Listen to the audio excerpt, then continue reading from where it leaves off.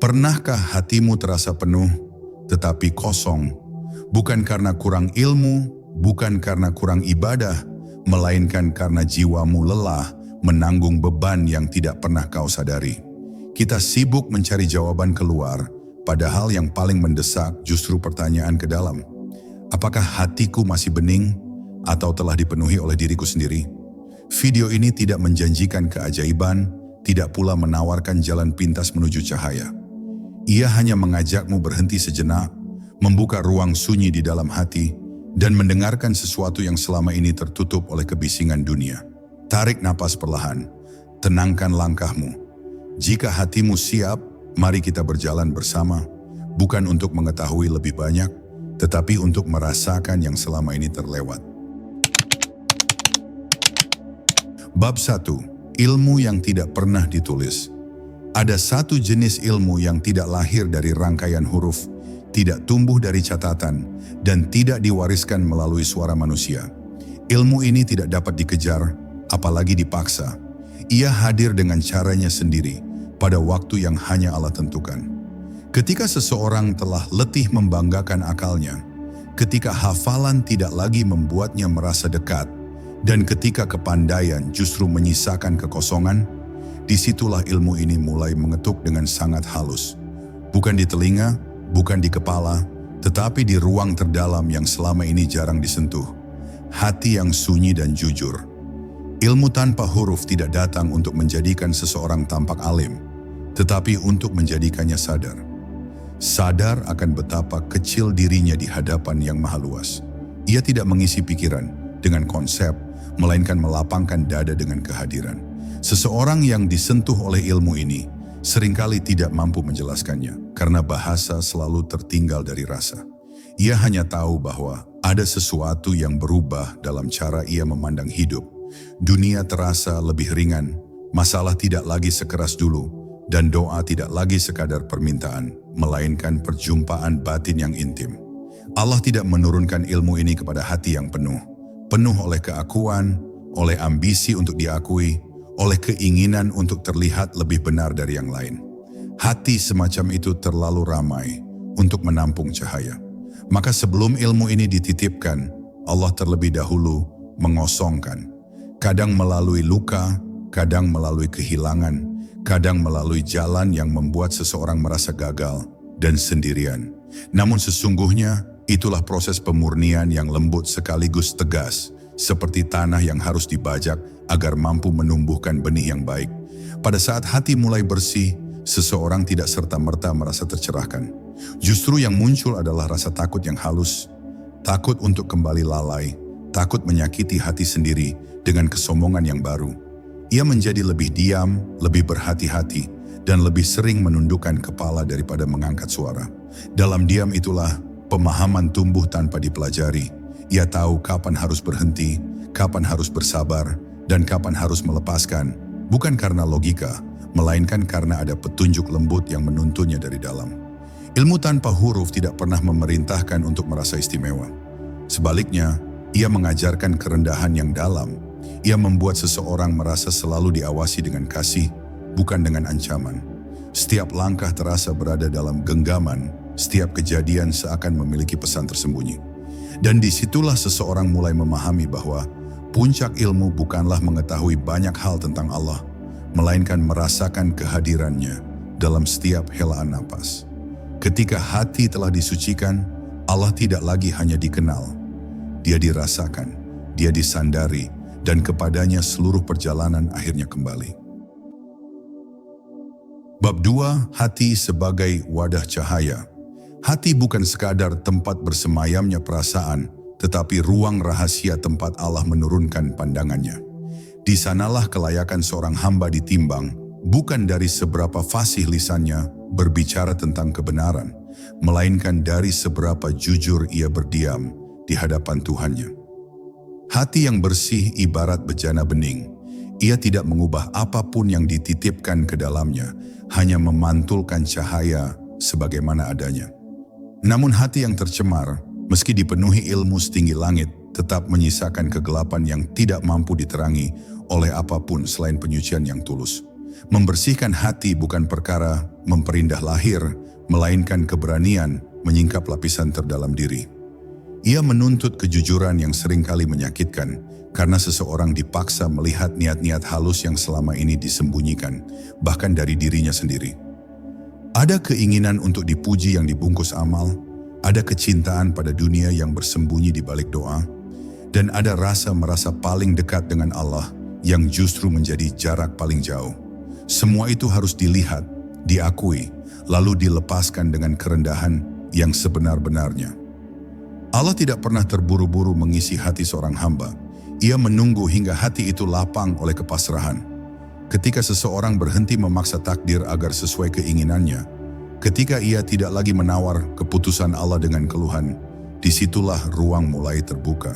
Hati yang lapang bukan berarti tanpa luka, tetapi luka yang telah diterima sebagai bagian dari perjalanan menujunya. Dari hati semacam itulah cahaya turun perlahan, tidak menyilaukan, namun cukup untuk menerangi langkah demi langkah. Saat cahaya mulai menetap, seseorang merasakan perubahan yang sulit dijelaskan. Ia tidak menjadi kebal dari ujian, tetapi cara ia memandang ujian berubah sepenuhnya. Kesulitan tidak lagi dibaca sebagai hukuman, melainkan sebagai bahasa kasih yang sedang mendidik. Kegagalan tidak lagi melukai harga diri, karena ia telah melepaskan sandaran pada penilaian manusia. Yang tersisa hanyalah hubungan batin yang semakin jujur antara hamba dan Tuhannya, tanpa perantara dan tanpa kepura-puraan. Hati yang telah menjadi wadah cahaya tidak akan memamerkan isinya. Ia justru semakin sederhana, semakin tenang, dan semakin takut untuk menyakiti siapapun. Ia memahami bahwa cahaya bukan untuk meninggikan diri, tetapi untuk menerangi jalan agar tidak tersesat. Dan pada titik itulah, seseorang menyadari bahwa menjaga kebersihan hati adalah ibadah yang paling sunyi, namun paling berat, karena di sanalah Allah menitipkan rahasianya kepada hamba yang ia kehendaki. Bab 3. Sunyi yang menyampaikan. Sunyi bukanlah kekosongan, melainkan keadaan ketika segala hiruk-pikuk dunia ditarik menjauh agar hati dapat mendengar sesuatu yang lebih dalam. Banyak orang menghindari sunyi karena di dalamnya tidak ada tempat untuk bersembunyi. Saat suara dunia mereda, yang tersisa hanyalah diri sendiri, lengkap dengan ketakutan, harapan, dan luka yang belum sembuh. Namun justru di ruang itulah, Allah seringkali menyampaikan pelajaran yang tidak pernah diajarkan melalui keramaian. Sunyi menjadi madrasah batin, tempat jiwa diajak duduk dan mendengarkan tanpa menyela. Dalam sunyi, seseorang mulai mengenali bisikan yang selama ini tertutup oleh kebisingan. Bukan bisikan yang menakutkan, melainkan getaran lembut yang menenangkan sekaligus menyadarkan. Ia tidak berbentuk kalimat, tetapi hadir sebagai keyakinan yang tiba-tiba menguat. Hati tahu harus bersabar, tahu harus melangkah, atau tahu harus berhenti, tanpa alasan yang bisa dijabarkan. Inilah bahasa ilahi yang tidak memerlukan huruf, karena ia langsung menyentuh rasa yang paling jujur dalam diri manusia. Allah sering mendidik hambanya melalui kesendirian, bukan untuk menjauhkan dari manusia, melainkan untuk mendekatkan kepada makna.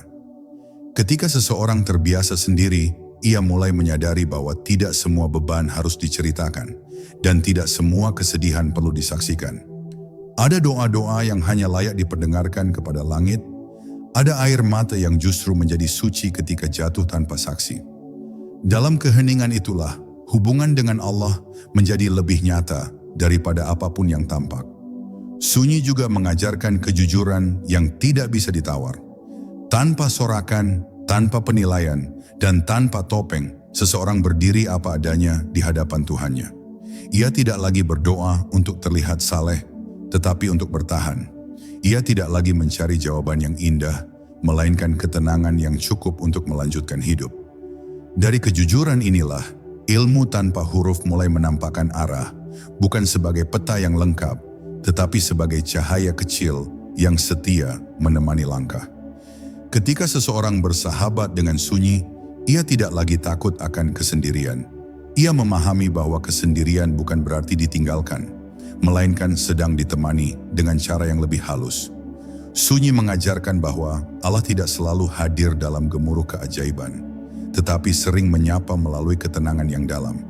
Dan siapapun yang mampu bertahan dalam sunyi tanpa melarikan diri, akan pulang membawa pemahaman yang tidak dapat dibeli oleh keramaian manapun. Bab 4. Saat ego dilunakkan. Ego adalah lapisan paling keras dalam diri manusia, namun juga yang paling rapuh ketika disentuh oleh ketetapan Allah. Ia tumbuh dari rasa memiliki, dari keyakinan bahwa diri ini layak atas sesuatu, dan dari anggapan bahwa usaha selalu berbanding lurus dengan hasil. Selama ego masih berdiri tegak, hati akan sulit menunduk dengan tulus. Maka Allah, dengan cara yang sering tidak kita pahami, melunakkan ego itu perlahan, bukan untuk menghancurkan hambanya, melainkan untuk membebaskannya dari beban merasa harus selalu mampu. Pelunakan ego hampir selalu datang melalui pengalaman yang tidak diinginkan. Gagal ketika merasa sudah maksimal, ditinggalkan saat merasa telah memberi segalanya, atau dipatahkan tepat di titik paling percaya diri. Di saat-saat itulah seseorang mulai menyadari bahwa ada kekuatan yang jauh lebih besar daripada rencana dan kehendaknya sendiri. Bukan karena ia lemah, tetapi karena ia bukan pemilik kendali. Kesadaran ini tidak datang sebagai tamparan, melainkan sebagai keheningan yang menyisakan pertanyaan dalam-dalam tentang siapa sebenarnya yang memegang arah hidup. Ketika ego mulai melunak, doa berubah bentuk. Ia tidak lagi berisi tuntutan atau daftar keinginan yang panjang, melainkan pengakuan yang jujur akan keterbatasan. Seseorang mulai berdoa tanpa banyak kata, karena hatinya telah lebih dulu berbicara. Ada rasa malu yang halus ketika menghadap Allah, bukan karena dosa semata, tetapi karena menyadari betapa sering ia mengandalkan diri sendiri dan melupakan sumber segala kekuatan. Dari rasa malu inilah kerendahan yang sejati mulai tumbuh. Allah tidak menurunkan ilmu kepada hati yang merasa paling tahu. Ilmu tanpa huruf hanya singgah pada jiwa yang bersedia belajar melalui kehilangan. Saat ego tidak lagi mendominasi, hati menjadi lunak dan peka. Ia mudah tersentuh oleh kebenaran, mudah menerima nasihat, dan tidak defensif ketika dikoreksi. Di titik ini, seseorang tidak lagi sibuk mempertahankan citra diri, karena ia telah menemukan kedamaian dalam ketidakberdayaan yang diserahkan sepenuhnya kepada Allah. Pelunakan ego bukan akhir dari perjalanan, melainkan pintu menuju kedewasaan ruhani. Dari sana, seseorang berjalan dengan langkah yang lebih tenang dan pandangan yang lebih jernih. Ia tidak lagi merasa perlu membuktikan apapun kepada dunia, karena ia telah berdamai dengan dirinya sendiri di hadapan Tuhan. Dan ketika ego telah tunduk, hati pun siap menerima cahaya yang selama ini terhalang, cahaya yang tidak mengangkat derajat di mata manusia, tetapi meninggikan jiwa dalam pandangan Allah. Bab 5. Ilmu yang menuntun langkah. Ilmu tanpa huruf tidak hadir sebagai pengetahuan yang lengkap, melainkan sebagai arah yang menenangkan. Ia tidak membuka seluruh jalan di hadapan mata, tetapi cukup menerangi satu langkah yang perlu diambil hari ini. Dengan ilmu ini, seseorang tidak lagi dikejar-kejar oleh keinginan untuk memahami segalanya sekaligus, karena ia belajar percaya bahwa Allah tidak pernah menuntun tanpa tujuan. Ketidakjelasan masa depan tidak lagi menimbulkan kecemasan berlebihan, sebab hati telah belajar bersandar pada kebijaksanaan yang tidak selalu dijelaskan, namun selalu tepat waktu. Ketika ilmu ini mulai bekerja, cara seseorang mengambil keputusan berubah dengan halus. Ia tidak gegabah, tidak pula terlalu ragu. Ada ketenangan yang mendahului setiap pilihan, seolah hati diberi ruang untuk bernapas sebelum melangkah. Bukan karena ia yakin akan hasilnya, tetapi karena ia yakin kepada siapa ia menyerahkan hasil itu. Disinilah perbedaan antara mengetahui dan dituntun menjadi nyata. Yang satu mengandalkan hitungan, yang lain bersandar pada keyakinan yang tumbuh dari kedekatan batin. Ilmu ini juga mengajarkan kapan harus berhenti, sesuatu yang sering diabaikan oleh mereka yang hanya mengandalkan akal. Ada waktu ketika melanjutkan justru menjauhkan, dan ada saat ketika melepaskan adalah bentuk ketaatan yang paling dalam. Seseorang yang dituntun oleh ilmu tanpa huruf mampu merasakan batas itu, bukan sebagai kekalahan, tetapi sebagai kepatuhan. Ia memahami bahwa tidak semua pintu tertutup adalah penolakan. Sebagian adalah perlindungan yang tidak terlihat. Dalam tuntunan ini, kesabaran memperoleh maknanya yang sejati. Bukan sekadar menunggu tanpa daya, tetapi hadir sepenuhnya dalam proses yang sedang berlangsung. Seseorang belajar menerima hari demi hari tanpa membandingkan takdirnya dengan orang lain. Ia berhenti mengukur perjalanan dengan kecepatan dan mulai menilainya dengan ketulusan. Di sanalah hati menjadi lebih ringan karena ia tidak lagi memikul beban yang bukan bagiannya. Ilmu yang menuntun langkah tidak membuat seseorang merasa aman dari kesalahan, tetapi membuatnya cepat kembali ketika tersesat. Ia peka terhadap isyarat, lembut terhadap peringatan, dan tidak keras kepada dirinya sendiri. Ia tahu bahwa setiap langkah adalah pelajaran dan setiap jatuh adalah undangan untuk mendekat. Dengan ilmu inilah perjalanan hidup berubah dari sekadar pencarian arah menjadi ibadah yang hidup, tenang, sadar, dan selalu terhubung kepada Allah yang Maha Menuntun. Bab 6. Tanda yang tidak dicari. Ilmu tanpa huruf tidak pernah datang membawa tanda yang mencolok karena ia tidak diturunkan untuk dipertontonkan. Justru tanda-tandanya tersembunyi dalam perubahan kecil yang nyaris tidak disadari oleh pemiliknya. Seseorang tidak bangun dengan perasaan telah mencapai sesuatu, melainkan dengan kerendahan yang semakin dalam. Ia merasa biasa, bahkan kadang merasa kurang, namun cara ia memandang hidup menjadi lebih jernih dan tidak tergesa. Inilah tanda pertama yang sering luput dikenali, karena ego tidak diberi ruang untuk merasa istimewa. Perubahan itu mulai terasa dalam sikap terhadap sesama. Ia menjadi lebih mudah memahami tanpa harus menyetujui, lebih mampu mendengar tanpa merasa perlu membalas, dan lebih ringan memaafkan tanpa menunggu penjelasan. Bukan karena ia lemah, tetapi karena hatinya tidak lagi penuh oleh dorongan untuk menang. Ada kesadaran baru bahwa setiap orang sedang berjuang dengan beban yang tidak terlihat, dan kesadaran itu lahir bukan dari teori, melainkan dari sentuhan rahmat yang menghaluskan rasa.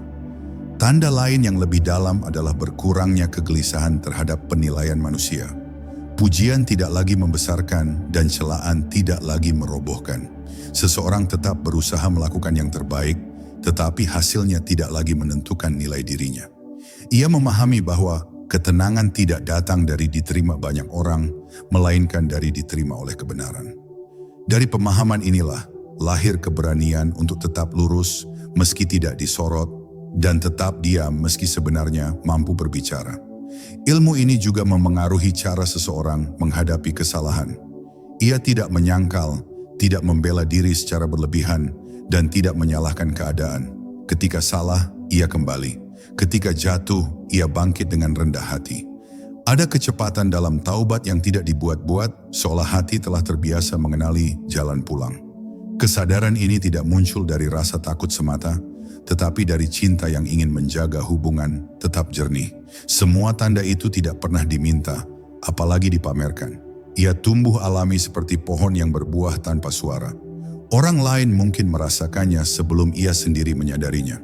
Dan justru di sanalah letak keindahannya, bahwa ilmu tanpa huruf tidak mengangkat seseorang ke atas panggung, tetapi menuntunnya berjalan lebih dekat dengan tanah, lebih dekat dengan sesama, dan lebih dekat dengan Allah yang Maha menyembunyikan karunia-Nya dalam kesederhanaan.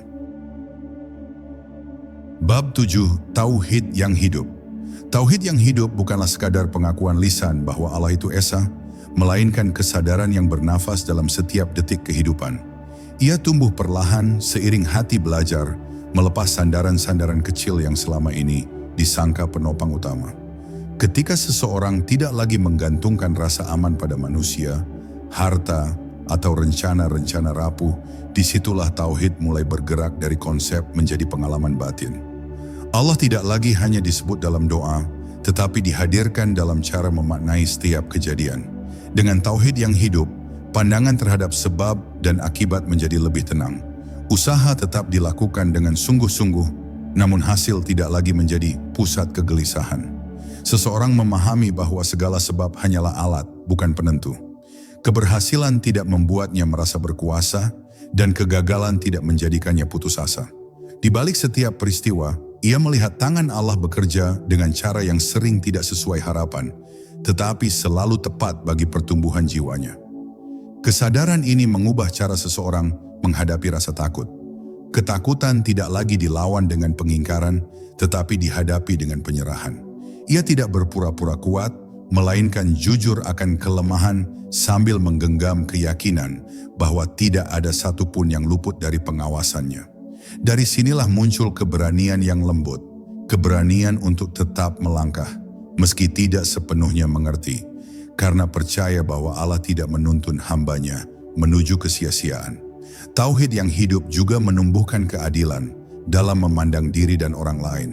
Seseorang tidak mudah mengagungkan manusia, tetapi juga tidak merendahkannya secara berlebihan. Ia melihat semua sebagai hamba yang sedang diuji dengan bentuk yang berbeda. Tidak ada yang mutlak benar dan tidak ada yang sepenuhnya hilang harapan. Kesadaran ini membuat hati lebih luas, tidak sempit oleh fanatisme atau kebencian yang lahir dari merasa paling benar. Pada akhirnya, tauhid yang hidup menjadikan hidup itu sendiri sebagai ladang ibadah. Tidak ada peristiwa yang dianggap kebetulan dan tidak ada rasa sakit yang dianggap sia-sia.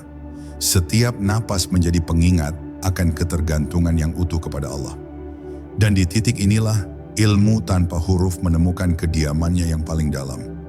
Di hati yang tidak lagi terbelah antara dunia dan Tuhan, karena seluruh hidup telah diserahkan kepada Yang Maha Esa. Bab 8. Ujian bagi pemilik cahaya. Setiap cahaya membawa tanggung jawab dan setiap kedekatan mengandung ujian yang lebih halus. Ilmu tanpa huruf tidak membebaskan seseorang dari cobaan, justru memperkenalkannya pada bentuk-bentuk ujian yang tidak selalu tampak sebagai kesulitan. Ujian itu sering hadir dalam keadaan lapang, ketika hidup terasa tenang dan doa-doa mulai terjawab. Di sanalah ketulusan diuji. Apakah hati tetap bersandar kepada Allah, atau perlahan kembali menyandarkan diri pada kenyamanan yang meninabobokan? Ujian paling sunyi adalah ketika seseorang merasa telah sampai. Perasaan ini tidak muncul sebagai kesombongan yang keras, melainkan sebagai rasa aman yang berlebihan. Ia mulai merasa cukup dengan keadaannya, puas dengan ketenangan yang diraih, dan tanpa sadar berhenti memperdalam keikhlasan. Allah menguji keadaan ini bukan dengan kegoncangan besar, tetapi dengan kelalaian kecil yang dibiarkan tumbuh. Dari sinilah cahaya bisa meredup jika tidak dijaga dengan kesadaran yang lembut namun waspada. Bagi pemilik cahaya, kesabaran juga diuji melalui ketidakpahaman orang lain. Ia mungkin disalah mengerti, dinilai biasa, atau bahkan diabaikan. Namun ujian ini bukan untuk melukai, melainkan untuk memurnikan niat. Apakah kebaikan dilakukan demi Allah, atau demi rasa ingin dilihat dan dihargai? Dalam diam, seseorang belajar menerima bahwa tidak semua yang benar harus diakui, dan tidak semua yang tulus akan disambut dengan tepuk tangan. Ujian lain datang dalam bentuk kelelahan batin. Seseorang merasa letih berbuat baik tanpa hasil yang tampak, letih menjaga hati di tengah dunia yang semakin riuh. Pada saat inilah ilmu tanpa huruf kembali berperan, bukan sebagai penghibur, tetapi sebagai pengingat arah. Ia mengingatkan bahwa perjalanan ini bukan tentang kecepatan atau pengakuan, melainkan tentang kesetiaan melangkah meski sendirian. Semua ujian itu tidak dimaksudkan untuk memadamkan cahaya, tetapi untuk menjaganya tetap murni. Cahaya yang tidak diuji akan mudah tercemar oleh keinginan-keinginan halus yang sulit dikenali. Maka Allah menguji hamba yang Ia dekatkan, bukan karena murka, tetapi karena kasih yang ingin menjaga hubungan tetap jujur. Dan siapapun yang mampu bertahan dalam ujian ini dengan hati yang rendah akan mendapati bahwa cahaya itu tidak berkurang. Ia justru semakin tenang, semakin dalam, dan semakin dekat kepada sumbernya. Bab 9. Jalan yang menyempit. Semakin jauh seseorang melangkah ke dalam kedalaman makna, semakin ia menyadari bahwa jalan ini tidak ramai oleh kerumunan. Bukan karena ia lebih tinggi, tetapi karena perjalanan menuju kejernihan menuntut kejujuran yang tidak semua orang siap menjalaninya. Jalan ini menyempit bukan untuk menyingkirkan, melainkan untuk menyaring. Yang tertinggal bukan mereka yang lemah, tetapi mereka yang masih ingin membawa beban-beban lama yang seharusnya dilepaskan sejak awal. Di jalan yang menyempit ini, seseorang belajar berdamai dengan kesendirian. Tidak semua pemahaman bisa dibagikan, dan tidak semua pengalaman perlu diceritakan. Ada kedalaman yang hanya bisa dijaga dengan diam, karena kata-kata justru dapat merusaknya. Kesendirian tidak lagi dipandang sebagai keterasingan, melainkan sebagai ruang aman tempat hati dapat beristirahat tanpa harus menjelaskan diri kepada siapapun selain Allah. Pada tahap ini, sandaran kepada manusia semakin berkurang, harapan tidak lagi digantungkan pada pujian atau penerimaan, karena seseorang mulai memahami rapuhnya penilaian manusia. Yang tersisa hanyalah keyakinan bahwa Allah mengetahui setiap niat yang tersembunyi, setiap perjuangan yang tidak terlihat, dan setiap langkah kecil yang dilakukan dengan tulus. Keyakinan ini tidak menghilangkan rasa lelah, tetapi memberi makna yang cukup agar lelah itu tidak sia-sia. Jalan yang menyempit juga mengajarkan keteguhan yang sunyi. Seseorang tetap melangkah meski tidak ditemani sorak, tetap menjaga adab meski tidak disaksikan, dan tetap berbuat baik meski tidak ada yang membalas. Ia tidak lagi bertanya apakah jalannya benar karena banyak yang mengikuti, melainkan karena hatinya tenang saat menjalaninya. Ketenangan ini bukan datang dari kepastian, tetapi dari kesesuaian antara langkah dan nilai yang diyakini. Pada akhirnya, jalan yang menyempit bukanlah jalan yang menakutkan. Ia justru membebaskan, karena setiap langkah mengurangi beban yang tidak perlu. Di sana seseorang menemukan kekuatan yang lahir dari ketergantungan penuh kepada Allah. Tanpa keramaian, tanpa pembenaran, dan tanpa topeng, ia berjalan dengan hati yang ringan. Dan di kesunyian itulah, ilmu tanpa huruf terus menuntun, memastikan bahwa meski jalannya sempit, arah pulangnya tetap terang. Bab 10. Hati yang menjadi tempat turun. Pada titik terdalam perjalanan ini, seseorang tidak lagi sibuk mencari pemahaman, karena yang ia rindukan hanyalah kehadiran. Hati yang telah melalui proses panjang penyucian, kesunyian, dan pelunakan ego, akhirnya sampai pada keadaan menerima tanpa syarat.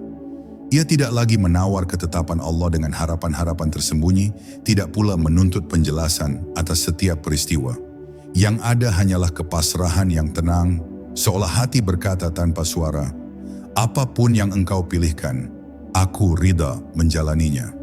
Hati yang menjadi tempat turun bukanlah hati yang sempurna, melainkan hati yang jujur. Ia mengenali kelemahannya tanpa membencinya, dan melihat kekurangannya tanpa putus asa. Di dalam kejujuran inilah, rahmat menemukan ruang untuk menetap. Seseorang tidak lagi merasa harus selalu kuat, karena ia telah belajar bahwa ketergantungan kepada Allah bukan tanda kelemahan, melainkan bentuk kekuatan yang paling murni. Dari sini, hidup tidak lagi dijalani sebagai beban, tetapi sebagai amanah yang diemban dengan penuh kesadaran. Dalam keadaan ini, ibadah tidak terasa sebagai kewajiban yang berat, melainkan sebagai kebutuhan yang menenangkan. Doa tidak selalu panjang, tetapi hadir dengan penuh rasa. Diam pun menjadi ibadah, karena hati tetap terhubung meski lisan tidak bergerak. Seseorang mulai memahami bahwa mendekat kepada Allah tidak selalu berarti menambah banyak hal, tetapi seringkali justru mengurangi keinginan, mengurangi tuntutan, dan mengurangi kegelisahan yang tidak perlu. Hati yang telah menjadi tempat turun juga tidak tergesa membagikan apa yang dialaminya. Ia menjaga karunia itu dengan rasa takut yang lembut, takut jika keikhlasan tercemar oleh keinginan untuk dilihat. Kebaikan dilakukan seperlunya, nasihat disampaikan dengan hati-hati, dan diam dipilih ketika kata-kata tidak lagi dibutuhkan. Dari sikap inilah seseorang memancarkan ketenangan yang tidak dibuat-buat, ketenangan yang dirasakan oleh sekitar tanpa perlu dijelaskan. Dan di sanalah perjalanan ini menemukan maknanya yang utuh. Ilmu tanpa huruf tidak lagi dicari, karena ia telah menjadi bagian dari cara hidup. Setiap langkah, setiap jeda, dan setiap helaan napas dijalani dalam kesadaran akan kehadiran Allah. Hati tidak lagi berkelana mencari sandaran, karena ia telah pulang. Pulang kepada Tuhan yang tidak hanya dikenal melalui nama, tetapi dirasakan melalui ketenangan yang menetap di dalam jiwa. Ada ilmu yang tidak ditulis, tidak diajarkan, dan tidak bisa dihafal. Ia hanya diturunkan ketika hati telah disucikan. Video ini adalah perjalanan batin tentang ilmu tanpa huruf, ilmu makrifat yang Allah titipkan ke dalam hati hambanya yang tenang, jujur, dan berserah.